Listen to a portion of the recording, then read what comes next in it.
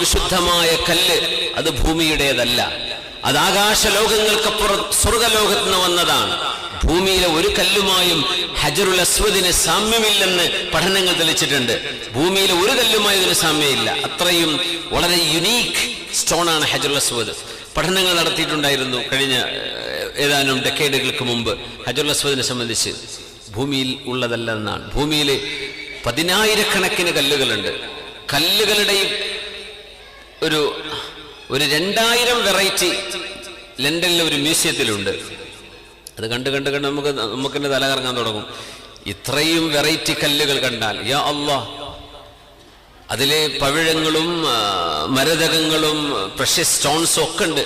നമ്മൾ ഇന്ത്യയിലെ താജ്മഹലിൽ നിന്ന് കൊണ്ടുപോയ പവിഴങ്ങളും രത്നങ്ങളും അടക്കം ഈ മ്യൂസിയത്തിൻ്റെ അകത്തുണ്ട്. പക്ഷേ ഹജറുൽ അസ്വദ് ഈ 2000-3000 ഐറ്റം കല്ലുകളിൽ ഒന്നിനോട് പോലും സാമ്യമില്ലാത്തൊരു കല്ലാണ്. എന്തിനാ അള്ളാഹു അത് ചെയ്തെന്നറിയോ? ഭൂമിയെ ബറക്കത്തുള്ളതാക്കാൻ. അള്ളാഹുവിന്റെ വിശുദ്ധമായ ഉമ്മുൽ ഖുറായെ ജനങ്ങൾ എവിടേക്കാണ് വരുന്നത്? അള്ളാഹുവിന്റെ വിശ്വാസികൾ. അവർക്ക് രാജാവ് കൈകൊടുത്ത് സ്വീകരിക്കുന്ന പോലെ സ്വർഗലോകത്തിന്റെ ഒരു സ്പർശം തട്ടി തിരിച്ചു പോരാൻ അള്ളാഹു ഇറക്കി തന്ന നിഅമത്താണത്.